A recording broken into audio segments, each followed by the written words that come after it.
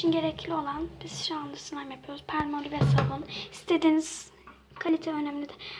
Birazcık tuz, hafif tuz koyduk. Karıştıralım. Şimdi arkadaşlar ben sizi bekletmemek için şöyle bir şey yaptım.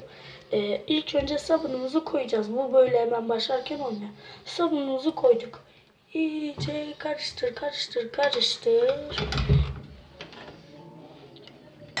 Karıştır, karıştır, karıştır. Sonra içine tuz at. Hafif tuz ama. Şu elinize bir kadın koyun. Ondan sonra tuz attıktan sonra...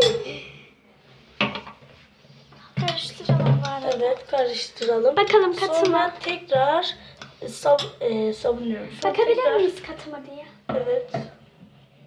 Bakalım.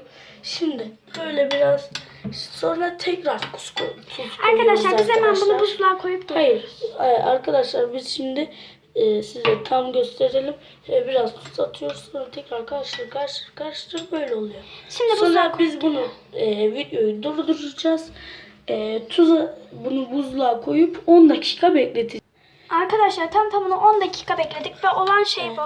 Elinizi alabilir misiniz Çınar? Ama şu şekilde. Ben alayım. Çok güzel.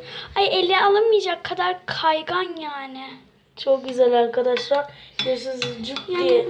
Şimdi çok az karıştıralım. Tamam, hemen Şimdi kardeşimize de dokunduralım. Arkadaşlar